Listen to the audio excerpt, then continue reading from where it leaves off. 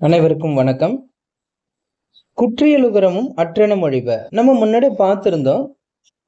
மொழி இறுதி எழுத்துக்களுடைய எண்ணிக்கை 64 ஈற்றுன்னு சொன்னதுல குற்றியலுகரமும் அடங்கும்.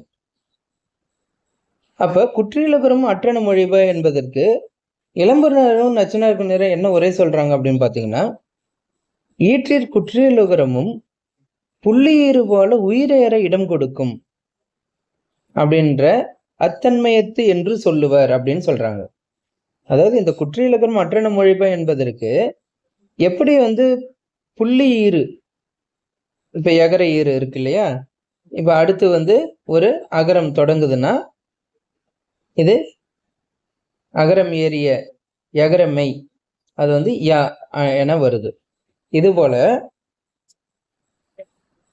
இவர் என்ன சொல்ல வர்றாங்க அப்படின்னா, இந்த எப்படி புள்ளி ஈறு உயிரேற இடம் கொடுக்கிறதோ, இந்த உயிர் ஏறுவதற்கு இடம் கொடுக்கிறதோ, அதுபோல அதே தன்மையில் இந்த குற்றியலுகரமும் அற்றென மொழிப உயிரேற இடம் கொடுக்கும் அப்படின்னு சொல்றாங்க.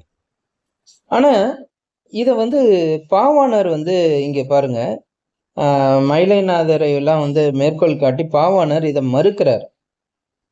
எனக்கும் பாவாணர் கருத்து தான் உடன்பாடு. இது சரியான பொருளாக எனக்கு என்னாலே ஏத்துக்க முடியல. என்ன காரணம் அப்படின்னு பாத்தீங்கன்னா, அவரு பாவாணர் சொல்றது என்னன்னா, இது ஒரு மாற்றேற்று நூற்பா அப்படின்னு சொல்றாரு. அது எதனோட சேர்க்கிறாரு அப்படின்னா, முன்பே என்ன சொல்லியிருக்குன்னா, மெய்யின் இயற்கை புள்ளியோடு நிலையல்னு சொல்லியாச்சு. அப்புறம் எகர ஒகரத்து இயற்கை மற்றை அப்படின்லாம் சொல்லியிருக்கு. அப்ப இந்த எழுத்துக்கள் புள்ளி பெறும் அப்படின்னு சொன்னது குற்றியலுகரம் அற்றென மொழிப அப்படின்னு வரும்போது, அதுக்கு அடுத்த நூற்பாவாகவே இந்த நூற்பா அமையறதுனால இந்த குற்றியலுகரமும் புள்ளி பெறும் என்பதை தான் சொல்லுவதே தவிர அது என்ன சொல்லல, அது உயிரேற இடம் கொடுக்கும் என்பதுக்கு சொல்லப்படல. இதுதான் இந்த நூற்பாவுடைய கருத்தாக இருக்கும் என்பது என்னுடைய கருத்தாகவும் அமைந்திருக்கு. நன்றி, வணக்கம்.